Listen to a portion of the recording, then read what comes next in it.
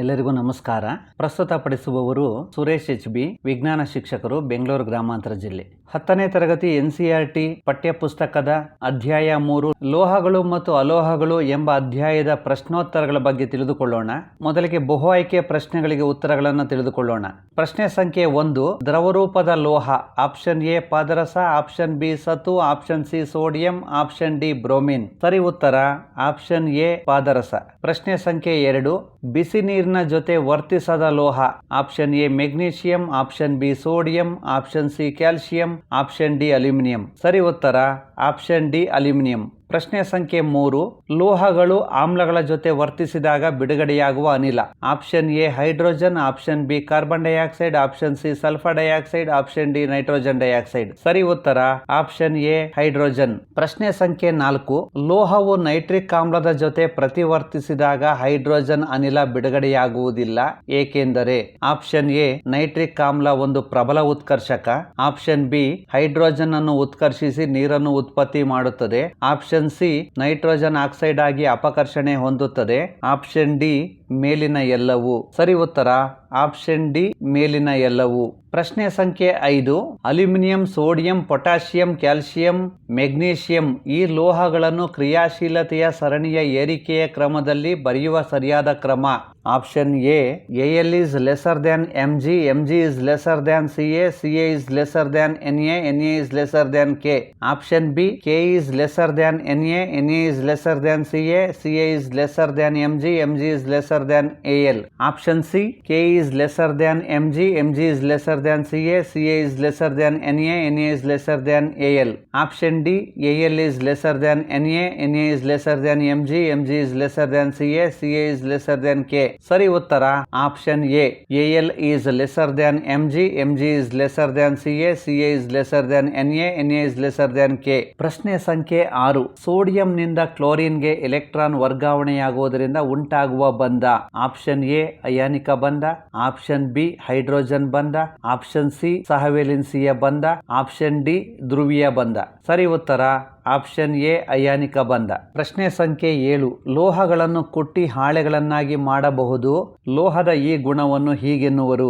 Option A ತನ್ಯತೆ, option B ಕುಟ್ಯತೆ, option C ಲೋಹೋದ್ಧರಣ, ಆಪ್ಷನ್ ಡಿ ಶಾಬ್ದನ. ಸರಿ ಉತ್ತರ ಆಪ್ಷನ್ ಬಿ ಕುಟ್ಯತೆ. ಪ್ರಶ್ನೆ ಸಂಖ್ಯೆ 8, ಇವುಗಳಲ್ಲಿ ಉಭಯಧರ್ಮಿ ಆಕ್ಸೈಡ್ ಯಾವುದು? Option A Al2O3, option B Fe2O, option C CuO, option D MgO. ಸರಿ ಉತ್ತರ ಆಪ್ಷನ್ ಎ Al2O3. ಅಣುಸೂತ್ರದಲ್ಲಿ ಸ್ವಲ್ಪ ತಪ್ಪಿದೆ, ಸರಿ ಮಾಡಿಕೊಳ್ಳಿ. Al2O3 ಎಂದು ಓದಿಕೊಳ್ಳಿ. ಪ್ರಶ್ನೆ ಸಂಖ್ಯೆ 9, ಸಲ್ಫೈಡ್ ಅದುರನ್ನು ಆಕ್ಸೈಡ್ ಅನ್ನಾಗಿ ಪರಿವರ್ತಿಸುವ ಪ್ರಕ್ರಿಯೆ. ಆಪ್ಷನ್ ಎ ಕಾಸುವಿಕೆ, ಆಪ್ಷನ್ ಬಿ ಹುರಿಯುವಿಕೆ, ಆಪ್ಷನ್ ಸಿ ವಿದ್ಯುತ್ ವಿಭಜನೆ, ಆಪ್ಷನ್ ಡಿ ಶುದ್ಧೀಕರಣ. ಸರಿ ಉತ್ತರ ಆಪ್ಷನ್ ಬಿ ಹುರಿಯುವಿಕೆ. ಪ್ರಶ್ನೆ ಸಂಖ್ಯೆ 10, ಪಾದರಸದ ಅದುರು. Option A HgO, option B HgS, option C ZnS, option D ZnO. ಸರಿ ಉತ್ತರ ಆಪ್ಷನ್ ಬಿ HgS. ಪ್ರಶ್ನೆ ಸಂಖ್ಯೆ 11, Fe2O3 plus 2Al give rise to 2Fe plus Al2O3. ಈ ಸಮೀಕರಣದಲ್ಲಿರುವ ಅಪಕರ್ಷಣಾಕಾರಿ. Option A Al2O3, option B Fe2O3, option C Al, option D Fe. ಸರಿ ಉತ್ತರ option C Al. ಪ್ರಶ್ನೆ ಸಂಖ್ಯೆ 12, ತಾಮ್ರವು ಗಾಳಿಯಲ್ಲಿರುವ ತೇವಪೂರಿತ ಇಂಗಾಲದ ಡೈಆಕ್ಸೈಡ್ ನ ಜೊತೆ ವರ್ತಿಸಿದಾಗ ಉಂಟಾಗುವ ಹಸಿರು ಪದರ. ಆಪ್ಷನ್ ಎ ತಾಮ್ರದ ಕಾರ್ಬೊನೇಟ್, ಆಪ್ಷನ್ ಬಿ ತಾಮ್ರದ ಕ್ಲೋರೈಡ್, ಆಪ್ಷನ್ ಸಿ ತಾಮ್ರದ ನೈಟ್ರೇಟ್, ಆಪ್ಷನ್ ಡಿ ತಾಮ್ರದ ಆಕ್ಸೈಡ್. ಸರಿ ಉತ್ತರ ಆಪ್ಷನ್ ಎ ತಾಮ್ರದ ಕಾರ್ಬೊನೇಟ್. ಪ್ರಶ್ನೆ ಸಂಖ್ಯೆ 13, ಮಿಶ್ರಲೋಹದ ಒಂದು ಘಟಕ ಪಾದರಸವಾಗಿದ್ದರೆ ಅದನ್ನು ಹೀಗೆನ್ನುತ್ತೇವೆ. Option A amalgam, option B ಬೆಸುಗೆ ಲೋಹ, ಆಪ್ಷನ್ ಸಿ ಉಭಯಧರ್ಮಿ, ಆಪ್ಷನ್ ಡಿ ವಿದ್ಯುತ್ ವಿಭಾಜ್ಯ. ಸರಿ ಉತ್ತರ ಆಪ್ಷನ್ ಎ ಅಮಾಲ್ಗಮ್. ಪ್ರಶ್ನೆ ಸಂಖ್ಯೆ 14, ಸೀಸ ಮತ್ತು ತವರದಿಂದ ಮಾಡಲ್ಪಟ್ಟ ಮಿಶ್ರಲೋಹದ ಒಂದು ಉಪಯೋಗ. ಆಪ್ಷನ್ ಎ ವಿದ್ಯುತ್ ತಂತಿಗಳನ್ನು ಬೆಸೆಯಲು, ಆಪ್ಷನ್ ಡಿ ಪದಕಗಳ ತಯಾರಿಕೆ, ಆಪ್ಷನ್ ಸಿ ಶಸ್ತ್ರಕ್ರಿಯಾ ಉಪಕರಣಗಳ ತಯಾರಿಕೆ, ಆಪ್ಷನ್ ಡಿ PVC ಪೈಪ್ಗಳ ತಯಾರಿಕೆಯಲ್ಲಿ. ಸರಿ ಉತ್ತರ ಆಪ್ಷನ್ ಎ ವಿದ್ಯುತ್ ತಂತಿಗಳನ್ನು ಬೆಸೆಯಲು. ಪ್ರಶ್ನೆ ಸಂಖ್ಯೆ 15, ಇವುಗಳಲ್ಲಿ ಆಮ್ಲೀಯ ಆಕ್ಸೈಡ್ಗಳನ್ನು ಗುರುತಿಸಿ. Option A SO2 CO2, option B MgO CaO, option C Na2O K2O. Option D Fe2O3 Al2O3. ಸರಿ ಉತ್ತರ ಆಪ್ಷನ್ ಎ SO2 CO2. ಪ್ರಶ್ನೆ ಸಂಖ್ಯೆ 16. ಕೆಳಗಿನವುಗಳಲ್ಲಿ ಯಾವ ಜೋಡಿಯು ಸ್ಥಾನಪಲ್ಲಟ ಕ್ರಿಯೆಯನ್ನು ಉಂಟು ಮಾಡುತ್ತದೆ? Option A NaCl plus Cu. Option B MgCl2 plus Al. Option C FeSO4 plus Ag. Option D AgNO3 plus Cu. ಸರಿ ಉತ್ತರ option D AgNO3 plus Cu. ಪ್ರಶ್ನೆ ಸಂಖ್ಯೆ 17. ಆಹಾರ ಪದಾರ್ಥಗಳ ಡಬ್ಬಿಗಳನ್ನು ತವರದಿಂದ ಲೇಪನ ಮಾಡಲಾಗಿರುತ್ತದೆಯೇ ಹೊರತು ಸತುವಿನಿಂದಲ್ಲ. ಕಾರಣ? ಆಪ್ಷನ್ ಎ ಸತು ತವರಕ್ಕಿಂತ ದುಬಾರಿ. ಆಪ್ಷನ್ ಬಿ ಸತುವಿನ ಕರಗುವ ಬಿಂದು ತವರಕ್ಕಿಂತ ಹೆಚ್ಚು. ಆಪ್ಷನ್ ಸಿ ಸತುವು ತವರಕ್ಕಿಂತ ಹೆಚ್ಚು ಕ್ರಿಯಾಶೀಲವಾಗಿದೆ. ಆಪ್ಷನ್ ಡಿ ಸತುವು ತವರಕ್ಕಿಂತ ಕಡಿಮೆ ಕ್ರಿಯಾಶೀಲವಾಗಿದೆ. ಸರಿ ಉತ್ತರ ಆಪ್ಷನ್ ಸಿ ಸತುವು ತವರಕ್ಕಿಂತ ಹೆಚ್ಚು ಕ್ರಿಯಾಶೀಲವಾಗಿದೆ. ಪ್ರಶ್ನೆ ಸಂಖ್ಯೆ 18. ಇವುಗಳಲ್ಲಿ ಯಾವುದು ಅಯಾನಿಕ ಸಂಯುಕ್ತಗಳ ಗುಣವಲ್ಲ? ಆಪ್ಷನ್ ಎ ಹೆಚ್ಚಿನ ಕರಗುವ ಮತ್ತು ಕುದಿ ಬಿಂದುಗಳನ್ನು ಹೊಂದಿವೆ. ಆಪ್ಷನ್ ಬಿ ನೀರಿನಲ್ಲಿ ವಿಲೀನವಾಗುತ್ತವೆ. ಆಪ್ಷನ್ ಸಿ ದ್ರಾವಣದ ಮೂಲಕ ವಿದ್ಯುತ್ ಹರಿಯಲು ಬಿಡುತ್ತವೆ. ಆಪ್ಷನ್ ಡಿ ಕಡಿಮೆ ಕರಗುವ ಮತ್ತು ಕುದಿ ಬಿಂದುಗಳನ್ನು ಹೊಂದಿವೆ. ಸರಿ ಉತ್ತರ ಆಪ್ಷನ್ ಡಿ ಕಡಿಮೆ ಕರಗುವ ಮತ್ತು ಕುದಿ ಬಿಂದುಗಳನ್ನು ಹೊಂದಿವೆ. ಪ್ರಶ್ನೆ ಸಂಖ್ಯೆ 19. ಅತಿ ಹೆಚ್ಚಿನ ತನ್ಯತೆ ಹೊಂದಿರುವ ಲೋಹ? ಆಪ್ಷನ್ ಎ ಚಿನ್ನ. ಆಪ್ಷನ್ ಬಿ ಬೆಳ್ಳಿ. ಆಪ್ಷನ್ ಸಿ ತಾಮ್ರ. ಆಪ್ಷನ್ ಡಿ ಕಬ್ಬಿಣ. ಸರಿ ಉತ್ತರ ಆಪ್ಷನ್ ಎ ಚಿನ್ನ. ಪ್ರಶ್ನೆ ಸಂಖ್ಯೆ 20. ನಮ್ಮ ಹಸ್ತದ ಮೇಲಿಟ್ಟುಕೊಂಡರೆ ಕರಗುವ ಲೋಹಗಳು? Option A gallium caesium. Option B sodium lithium. Option C ತಾಮ್ರ ತವರ. Option D potassium magnesium. ಸರಿ ಉತ್ತರ ಆಪ್ಷನ್ ಎ ಗ್ಯಾಲಿಯಂ ಸೀಸಿಯಂ. ಪ್ರಶ್ನೆ ಸಂಖ್ಯೆ 21. ಈ ಕೆಳಗಿನ ಸಮೀಕರಣಗಳನ್ನು ಗಮನಿಸಿ ಮತ್ತು ಸರಿಯಾದ ಹೇಳಿಕೆಗಳನ್ನು ಗುರುತಿಸಿ. ಉಪಪ್ರಶ್ನೆ ಸಂಖ್ಯೆ 1. CuSO4 plus Fe give rise to FeSO4 plus Cu. ಉಪಪ್ರಶ್ನೆ 2. 2AgNO3 plus Cu give rise to CuNO3 twice plus 2Ag. Option A ತಾಮ್ರವು ಕಬ್ಬಿಣ ಮತ್ತು ಬೆಳ್ಳಿಗಿಂತ ಹೆಚ್ಚು ಕ್ರಿಯಾಶೀಲ. ಆಪ್ಷನ್ ಬಿ ಕಬ್ಬಿಣವು ತಾಮ್ರ ಮತ್ತು ಬೆಳ್ಳಿಗಿಂತ ಕಡಿಮೆ ಕ್ರಿಯಾಶೀಲ. ಆಪ್ಷನ್ ಸಿ ತಾಮ್ರವು ಬೆಳ್ಳಿಗಿಂತ ಹೆಚ್ಚು ಆದರೆ ಕಬ್ಬಿಣಕ್ಕಿಂತ ಕಡಿಮೆ ಕ್ರಿಯಾಶೀಲ. ಆಪ್ಷನ್ ಡಿ ಬೆಳ್ಳಿಯು ತಾಮ್ರ ಮತ್ತು ಕಬ್ಬಿಣಕ್ಕಿಂತ ಹೆಚ್ಚು ಕ್ರಿಯಾಶೀಲ. ಸರಿ ಉತ್ತರ ಆಪ್ಷನ್ ಸಿ ತಾಮ್ರವು ಬೆಳ್ಳಿಗಿಂತ ಹೆಚ್ಚು ಆದರೆ ಕಬ್ಬಿಣಕ್ಕಿಂತ ಕಡಿಮೆ ಕ್ರಿಯಾಶೀಲ. ಪ್ರಶ್ನೆ ಸಂಖ್ಯೆ 22. ಕೆಳಕಂಡ ರಾಸಾಯನಿಕ ಸಮೀಕರಣಗಳನ್ನು ಅಧ್ಯಯಿಸಿ ಅಧಿಕ ಕ್ರಿಯಾವರ್ಧನೆಯನ್ನು ಹೊಂದಿರುವ ಧಾತು? Cu plus 2AgNO3 twice give rise to CuNO3 twice plus 2Ag. Pb plus CuNO3 twice give rise to PbNO3 twice plus Cu. Zn plus PbNO3 twice give rise to ZnNO3 twice plus Pb. Option A Ag, Option B Pb, Option C Cu, Option C Zn. ಸರಿ ಉತ್ತರ option D Zn. ಪ್ರಶ್ನೆ ಸಂಖ್ಯೆ 23. X ಧಾತುವಿನ electron ವಿನ್ಯಾಸ 2-8-8-1 ಮತ್ತು Y ಧಾತುವಿನ electron ವಿನ್ಯಾಸ 2-8-7 ಆಗಿದೆ. ಹಾಗಾದರೆ ಈ ಧಾತುಗಳ ನಡುವೆ ಉಂಟಾಗುವ ಬಂಧದ ವಿಧ? ಆಪ್ಷನ್ ಎ ಕೋವೆಲೆಂಟ್ ಬಂಧ. ಆಪ್ಷನ್ ಬಿ ಹೈಡ್ರೋಜನ್ ಬಂಧ. ಆಪ್ಷನ್ ಸಿ ಲೋಹೀಯ ಬಂಧ. ಆಪ್ಷನ್ ಡಿ ಅಯಾನಿಕ್ ಬಂಧ. ಸರಿ ಉತ್ತರ ಆಪ್ಷನ್ ಡಿ ಅಯಾನಿಕ್ ಬಂಧ. ಪ್ರಶ್ನೆ ಸಂಖ್ಯೆ 24. ಕೆಳಗಿನವುಗಳಲ್ಲಿ ಸಾಧ್ಯವಾಗುವ ರಾಸಾಯನಿಕ ಕ್ರಿಯೆ? Option A FeSO4 plus Pb give rise to PbSO4 plus Fe. Option B ZnSO4 plus Fe give rise to FeSO4 plus Zn. Option C 2AgNO3 plus Cu give rise to CuNO3 twice plus 2Ag. Option D PbCl2 plus Cu give rise to CuCl2 plus Pb. ಸರಿ ಉತ್ತರ option C 2AgNO3 plus Cu give rise to CuNO3 twice plus 2Ag. ಪ್ರಶ್ನೆ ಸಂಖ್ಯೆ 25. ಕ್ರಿಯಾಶೀಲ ಲೋಹಗಳು ಉತ್ತಮ ಅಪಕರ್ಷಣಕಾರಿಗಳು ಎನ್ನುವುದಕ್ಕೆ ಸೂಕ್ತ ಉದಾಹರಣೆ ಎಂದರೆ? Option A PbO plus C give rise to Pb plus CO. Option B 3MnO2 plus 4Al give rise to 2Al2O3 plus 3Mn. Option C ZnO plus C give rise to Zn plus CO. Option D CuO plus H2 give rise to Cu plus H2O. ಸರಿ ಉತ್ತರ option B 3MnO2 plus 4Al give rise to 2Al2O3 plus 3Mn. ಪ್ರಶ್ನೆ ಸಂಖ್ಯೆ 26. ಲೋಹವು ಪ್ರಬಲ nitric ಆಮ್ಲದ ಜೊತೆ ಪ್ರತಿವರ್ತಿಸಿದಾಗ hydrogen ಅನಿಲ ಬಿಡುಗಡೆಯಾಗುವುದಿಲ್ಲ ಏಕೆಂದರೆ? Option A nitric ಆಮ್ಲದಲ್ಲಿ hydrogen ಪರಮಾಣುಗಳು ಇರುವುದಿಲ್ಲ. ಆಪ್ಷನ್ ಬಿ ನೈಟ್ರಿಕ್ ಆಮ್ಲವು ಉತ್ಕರ್ಷಣೆ ಹೊಂದುತ್ತದೆ. ಆಪ್ಷನ್ ಸಿ ನೈಟ್ರಿಕ್ ಆಮ್ಲವು ಹೈಡ್ರೋಜನ್ ಅನ್ನು ಉತ್ಕರ್ಷಿಸಿ ನೀರನ್ನು ಉಂಟು ಮಾಡುತ್ತದೆ. ಆಪ್ಷನ್ ಡಿ ನೈಟ್ರಿಕ್ ಆಮ್ಲ ಆಮ್ಲವು ಪ್ರಬಲ ಅಪಕರ್ಷಣಕಾರಿಯಾಗಿದ್ದು ಹೈಡ್ರೋಜನ್ ಅನ್ನು ಪಡೆಯುತ್ತದೆ. ಸರಿ ಉತ್ತರ ಆಪ್ಷನ್ ಸಿ. ನೈಟ್ರಿಕ್ ಆಮ್ಲವು ಹೈಡ್ರೋಜನ್ ಅನ್ನು ಉತ್ಕರ್ಷಿಸಿ ನೀರನ್ನು ಉಂಟು ಮಾಡುತ್ತದೆ. 1 ಅಂಕದ ಪ್ರಶ್ನೆಗಳಿಗೆ ಉತ್ತರಿಸೋಣ. ಪ್ರಶ್ನೆ ಸಂಖ್ಯೆ 1. ಲೋಹೀಯ ಕಾಂತಿ ಅಥವಾ ಹೊಳಪು ಎಂದರೇನು? ಲೋಹಗಳು ಶುದ್ಧ ಸ್ಥಿತಿಯಲ್ಲಿ ಹೊಳಪಾದ ಮೇಲ್ಮೈಯನ್ನು ಹೊಂದಿರುತ್ತವೆ. ಇದನ್ನು ಲೋಹೀಯ ಕಾಂತಿ ಅಥವಾ ಹೊಳಪು ಎನ್ನುತ್ತೇವೆ.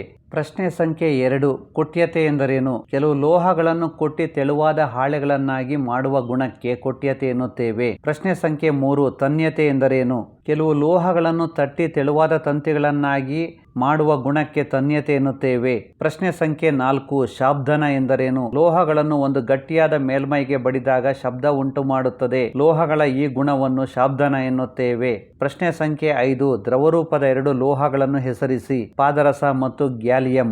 ಪ್ರಶ್ನೆ ಸಂಖ್ಯೆ 6. ಲೋಹಗಳು ಆಮ್ಲಗಳ ಜೊತೆ ವರ್ತಿಸಿದಾಗ ಬಿಡುಗಡೆಯಾಗುವ ಅನಿಲ ಯಾವುದು? ಹೈಡ್ರೋಜನ್. ಪ್ರಶ್ನೆ ಸಂಖ್ಯೆ 7. ಉಭಯಧರ್ಮಿ ಆಕ್ಸೈಡ್ಗಳು ಎಂದರೇನು? ಆಮ್ಲ ಮತ್ತು ಪ್ರತ್ಯಾಮ್ಲಗಳ ಜೊತೆ ವರ್ತಿಸಿ ಲವಣ ಮತ್ತು ನೀರನ್ನು ಉತ್ಪತ್ತಿ ಮಾಡುವ ಆಕ್ಸೈಡ್ಗಳನ್ನು ಉಭಯಧರ್ಮಿ ಆಕ್ಸೈಡ್ಗಳು ಎನ್ನುತ್ತೇವೆ. ಪ್ರಶ್ನೆ ಸಂಖ್ಯೆ 8. ಉಭಯಧರ್ಮಿ ಆಕ್ಸೈಡ್ಗಳಿಗೆ 2 ಉದಾಹರಣೆ ಕೊಡಿ. ಅಲ್ಯೂಮಿನಿಯಂ ಆಕ್ಸೈಡ್ ಮತ್ತು ಸತುವಿನ ಆಕ್ಸೈಡ್. ಪ್ರಶ್ನೆ ಸಂಖ್ಯೆ 9. ಒಂದು ಪ್ರಬಲ ಉತ್ಕರ್ಷಕಕ್ಕೆ ಉದಾಹರಣೆ ಕೊಡಿ. ನೈಟ್ರಿಕ್ ಆಮ್ಲ. ಪ್ರಶ್ನೆ ಸಂಖ್ಯೆ 10. ಲೋಹಗಳ ಕ್ರಿಯಾಶೀಲತೆಯ ಸರಣಿ ಎಂದರೇನು? ಲೋಹಗಳನ್ನು ಕ್ರಿಯಾಕಾರತ್ವದ ಆಧಾರದ ಮೇಲೆ ಇಳಿಕೆ ಕ್ರಮದಲ್ಲಿ ಜೋಡಿಸಿದ ಪಟ್ಟಿಯನ್ನು ಲೋಹಗಳ ಕ್ರಿಯಾಶೀಲತೆ ಸರಣಿ ಎನ್ನುತ್ತೇವೆ. ಪ್ರಶ್ನೆ ಸಂಖ್ಯೆ 11. ಅಯಾನಿಕ ಸಂಯುಕ್ತಗಳು ಎಂದರೇನು? ಎಲೆಕ್ಟ್ರಾನ್ಗಳು ಲೋಹದಿಂದ ಅಲೋಹಕ್ಕೆ ವರ್ಗಾವಣೆಯಾಗುವುದರ ಮೂಲಕ ಉಂಟಾಗುವ ಸಂಯುಕ್ತಗಳಿಗೆ ಅಯಾನಿಕ ಸಂಯುಕ್ತಗಳು ಎನ್ನುತ್ತೇವೆ. ಪ್ರಶ್ನೆ ಸಂಖ್ಯೆ 12. ಖನಿಜಗಳು ಎಂದರೇನು? ಭೂತೊಗಟೆಯಲ್ಲಿ ನೈಸರ್ಗಿಕವಾಗಿ ದೊರೆಯುವ ಧಾತು ಅಥವಾ ಸಂಯುಕ್ತಗಳನ್ನು ಖನಿಜಗಳು ಎನ್ನುತ್ತೇವೆ. ಪ್ರಶ್ನೆ ಸಂಖ್ಯೆ 13. ಲೋಹೋದ್ಧರಣ ಎಂದರೇನು? ಲೋಹಗಳನ್ನು ಅವುಗಳ ಅದುರಿನಿಂದ ಬೇರ್ಪಡಿಸಿ ನಂತರ ಬಳಕೆಗಾಗಿ ಅವುಗಳನ್ನು ಸಂಸ್ಕರಿಸುವುದಕ್ಕೆ ಲೋಹೋದ್ಧರಣ ಎನ್ನುತ್ತೇವೆ. ಪ್ರಶ್ನೆ ಸಂಖ್ಯೆ 14. ಪ್ರಕೃತಿಯಲ್ಲಿ ಮುಕ್ತ ಸ್ಥಿತಿಯಲ್ಲಿ ದೊರಕುವ ಲೋಹಗಳಿಗೆ ಉದಾಹರಣೆ ಕೊಡಿ. ಚಿನ್ನ, ಬೆಳ್ಳಿ, ಪ್ಲಾಟಿನಂ. ಪ್ರಶ್ನೆ ಸಂಖ್ಯೆ 15. ಮಡ್ಡಿ ಎಂದರೇನು? ಸಾಮಾನ್ಯವಾಗಿ ಭೂಮಿಯಿಂದ ಗಣಿಗಾರಿಕೆ ಮಾಡಿದ ಅದುರುಗಳು ಮಣ್ಣು, ಮರಳು ಇತ್ಯಾದಿಗಳಿಂದ ಹೆಚ್ಚಿನ ಪ್ರಮಾಣದಲ್ಲಿ ಕಲುಷಿತಗೊಂಡಿರುತ್ತವೆ. ಇದನ್ನು ಮಡ್ಡಿ ಎನ್ನುತ್ತೇವೆ. ಪ್ರಶ್ನೆ ಸಂಖ್ಯೆ 16. ಅದುರುಗಳು ಎಂದರೇನು? ಅತಿ ಹೆಚ್ಚಿನ ಪ್ರಮಾಣದಲ್ಲಿ ಲೋಹಗಳನ್ನು ಹೊಂದಿರುವ ಖನಿಜಗಳನ್ನು ಅದುರುಗಳು ಎನ್ನುತ್ತೇವೆ. ಪ್ರಶ್ನೆ ಸಂಖ್ಯೆ 17. ಪಾದರಸದ ಅದುರಿನ ಹೆಸರೇನು? ಸಿನ್ನಾಬಾರ್. ಅದರ ಅಣುಸೂತ್ರ HgS. ಪ್ರಶ್ನೆ ಸಂಖ್ಯೆ 18. ಹುರಿಯುವಿಕೆ ಎಂದರೇನು?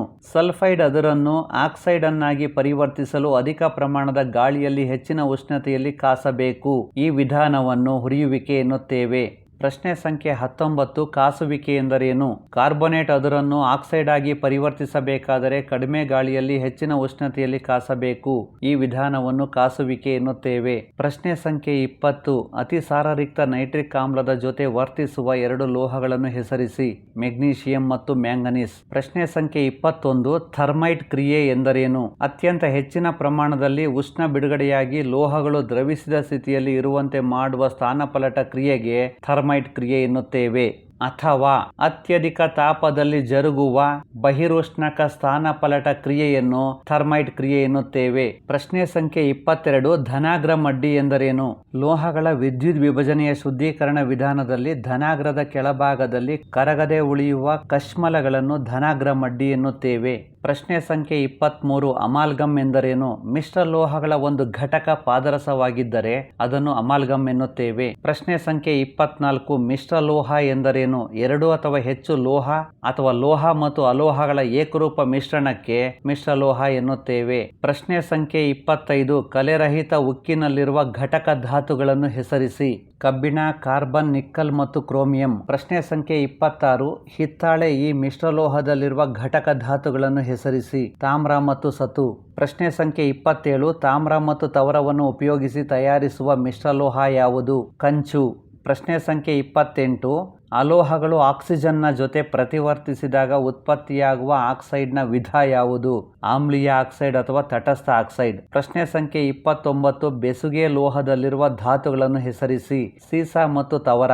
ಪ್ರಶ್ನೆ ಸಂಖ್ಯೆ 30. ನಶಿಸುವಿಕೆ ಎಂದರೇನು? ಕಬ್ಬಿಣದಂತಹ ಕೆಲವು ಲೋಹಗಳ ಮೇಲ್ಪದರವು ಆರ್ದ್ರ ಗಾಳಿಗೆ ದೀರ್ಘಕಾಲದವರೆಗೆ ತೆರೆದಿಟ್ಟಾಗ ನಶಿಸುವಿಕೆಗೆ ಒಳಗಾಗುತ್ತವೆ. ಈ ವಿದ್ಯಮಾನವನ್ನು ನಶಿಸುವಿಕೆ ಎನ್ನುತ್ತೇವೆ.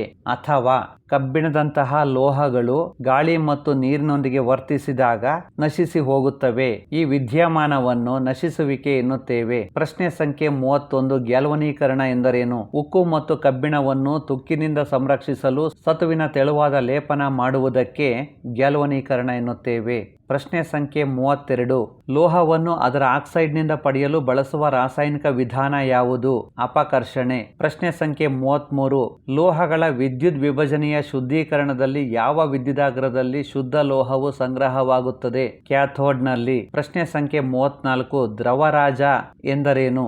ಪ್ರಬಲ ಹೈಡ್ರೋಕ್ಲೋರಿಕ್ ಆಮ್ಲ ಮತ್ತು ಪ್ರಬಲ ನೈಟ್ರಿಕ್ ಆಮ್ಲಗಳ 3:1 ಅನುಪಾತದ ತಾಜಾ ಮಿಶ್ರಣವನ್ನು ದ್ರವರಾಜ ಎನ್ನುತ್ತೇವೆ. ದ್ರವರಾಜವನ್ನು ಚಿನ್ನ ಕರಗಿಸಲು ಬಳಸುತ್ತಾರೆ. ಪ್ರಶ್ನೆ ಸಂಖ್ಯೆ 35. ಸೀಮೆ ಎಣ್ಣೆಯಲ್ಲಿ ಸಂಗ್ರಹಿಸಿಡುವ 2 ಲೋಹಗಳನ್ನು ಹೆಸರಿಸಿ. ಸೋಡಿಯಂ ಮತ್ತು ಪೊಟ್ಯಾಸಿಯಂ. ಪ್ರಶ್ನೆ ಸಂಖ್ಯೆ 36. ಚಾಕುವಿನಿಂದ ಸುಲಭವಾಗಿ ಕತ್ತರಿಸಬಹುದಾದ ಲೋಹಗಳಿಗೆ 2 ಉದಾಹರಣೆ ಕೊಡಿ. ಲಿಥಿಯಂ, ಸೋಡಿಯಂ ಮತ್ತು ಪೊಟ್ಯಾಸಿಯಂ. ಪ್ರಶ್ನೆ ಸಂಖ್ಯೆ 37. ಸೋಡಿಯಂ ಮತ್ತು ಕ್ಲೋರೈಡ್ ಅಯಾನ್ಗಳು ಪರಸ್ಪರ ಆಕರ್ಷಿಸಲ್ಪಟ್ಟು ಸೋಡಿಯಂ ಕ್ಲೋರೈಡ್ ಉಂಟಾಗಲು ಕಾರಣವೇನು? ಪ್ರಬಲ ಸ್ಥಾಯಿ ವಿದ್ಯುತ್ ಆಕರ್ಷಣಾ ಬಲ. ಪ್ರಶ್ನೆ ಸಂಖ್ಯೆ 38. ತುಕ್ಕು ಎಂದರೇನು? ಕಬ್ಬಿಣವು ತೇವಪೂರಿತ ಗಾಳಿಗೆ ದೀರ್ಘಕಾಲದವರೆಗೆ ತೆರೆದಿಟ್ಟಾಗ ಅದರ ಮೇಲೆ ಕಂದು ಬಣ್ಣದ ಚುಕ್ಕಿಯಂತಹ ಪದರ ಉಂಟಾಗುತ್ತದೆ. ಇದನ್ನು ತುಕ್ಕು ಎನ್ನುತ್ತೇವೆ. ಪ್ರಶ್ನೆ ಸಂಖ್ಯೆ 39. ಉಷ್ಣದ ಉತ್ತಮ ವಾಹಕಗಳಿಗೆ 2 ಉದಾಹರಣೆ ಕೊಡಿ. ಬೆಳ್ಳಿ ಮತ್ತು ತಾಮ್ರ. ಪ್ರಶ್ನೆ ಸಂಖ್ಯೆ 40. ಉಷ್ಣದ ದುರ್ಬಲ ವಾಹಕಗಳಿಗೆ 2 ಉದಾಹರಣೆ ಕೊಡಿ. ಸೀಸ ಮತ್ತು ಪಾದರಸ. Third main. ಇವುಗಳಿಗೆ ವೈಜ್ಞಾನಿಕ ಕಾರಣ ಕೊಡಿ. ಪ್ರಶ್ನೆ ಸಂಖ್ಯೆ 1. ಅಲ್ಯೂಮಿನಿಯಂ ಆಕ್ಸೈಡ್ ಅನ್ನು ಉಭಯಧರ್ಮಿ ಆಕ್ಸೈಡ್ ಎನ್ನುವರು. ಉತ್ತರ: ಅಲ್ಯೂಮಿನಿಯಂ ಆಕ್ಸೈಡ್ ಆಮ್ಲ ಮತ್ತು ಪ್ರತ್ಯಾಮ್ಲಗಳ ಜೊತೆ ವರ್ತಿಸಿ ನೀರು ಮತ್ತು ಲವಣವನ್ನು ಉಂಟು ಮಾಡುತ್ತದೆ. ಪ್ರಶ್ನೆ ಸಂಖ್ಯೆ 2. ಲೋಹವು ನೈಟ್ರಿಕ್ ಆಮ್ಲದ ಜೊತೆ ಪ್ರತಿವರ್ತಿಸಿದಾಗ ಹೈಡ್ರೋಜನ್ ಅನಿಲ ಬಿಡುಗಡೆಯಾಗುವುದಿಲ್ಲ. ಉತ್ತರ: ನೈಟ್ರಿಕ್ ಆಮ್ಲ ಒಂದು ಪ್ರಬಲ ಉತ್ಕರ್ಷಕ. ಇದು ಉತ್ಪತ್ತಿಯಾದ ಹೈಡ್ರೋಜನ್ ಅನ್ನು ಉತ್ಕರ್ಷಿಸಿ ನೀರನ್ನು ಉತ್ಪತ್ತಿ ಮಾಡುತ್ತದೆ ಮತ್ತು ಸ್ವತಃ ಯಾವುದಾದರೊಂದು ನೈಟ್ರೋಜನ್ ಆಕ್ಸೈಡ್ ಆಗಿ ಅಪಕರ್ಷಣೆ ಹೊಂದುತ್ತದೆ. ಪ್ರಶ್ನೆ ಸಂಖ್ಯೆ 3. ಘನ ಸ್ಥಿತಿಯಲ್ಲಿ ಅಯಾನಿಕ ಸಂಯುಕ್ತಗಳು ತಮ್ಮ ಮೂಲಕ ವಿದ್ಯುತ್ ಹರಿಯಲು ಬಿಡುವುದಿಲ್ಲ. ಉತ್ತರ: ಘನ ಸ್ಥಿತಿಯಲ್ಲಿ ಅಯಾನಿಕ ಸಂಯುಕ್ತಗಳಲ್ಲಿ ಅಯಾನುಗಳು ಸ್ವತಂತ್ರವಾಗಿ ಚಲಿಸುತ್ತಿರುವುದಿಲ್ಲ. ಪ್ರಶ್ನೆ ಸಂಖ್ಯೆ 4. ಅಯಾನಿಕ ಸಂಯುಕ್ತಗಳು ಹೆಚ್ಚಿನ ಕರಗುವ ಬಿಂದು ಮತ್ತು ಕುದಿ ಬಿಂದುಗಳನ್ನು ಹೊಂದಿವೆ. ಉತ್ತರ: ಅಣುಗಳ ನಡುವೆ ಪ್ರಬಲ ಅಯಾನಿಕ ಬಂಧವನ್ನು ಒಡೆಯಲು ಹೆಚ್ಚಿನ ಶಕ್ತಿ ಬೇಕಾಗುತ್ತದೆ. ಪ್ರಶ್ನೆ ಸಂಖ್ಯೆ 5. ಅಯಾನಿಕ ಸಂಯುಕ್ತಗಳು ದ್ರವಿಸಿದ ಸ್ಥಿತಿಯಲ್ಲಿ ವಿದ್ಯುತ್ ಅನ್ನು ಹರಿಯಲು ಬಿಡುತ್ತವೆ. ಉತ್ತರ: ವಿದ್ಯುದಂಶ ಪೂರಿತ ವಿರುದ್ಧ ಅಯಾನುಗಳ ನಡುವಣ ವಿದ್ಯುತ್ ಆಕರ್ಷಕ ಬಲಗಳು ಉಷ್ಣತೆಗೆ ಒಡೆಯುತ್ತವೆ. ಅಯಾನುಗಳು ಸ್ವತಂತ್ರವಾಗಿ ಚಲಿಸುತ್ತವೆ. ಪ್ರಶ್ನೆ ಸಂಖ್ಯೆ 6. ಕ್ರಿಯಾಶೀಲ ಸರಣಿಯ ಮೇಲ್ಭಾಗದಲ್ಲಿರುವ ಲೋಹಗಳು ನಿಸರ್ಗದಲ್ಲಿ ಮುಕ್ತ ಧಾತುಗಳಾಗಿ ದೊರೆಯುವುದಿಲ್ಲ. ಉತ್ತರ: ಹೆಚ್ಚಿನ ಕ್ರಿಯಾಪಟುತ್ವವನ್ನು ಹೊಂದಿರುವುದರಿಂದ. ಪ್ರಶ್ನೆ ಸಂಖ್ಯೆ 7.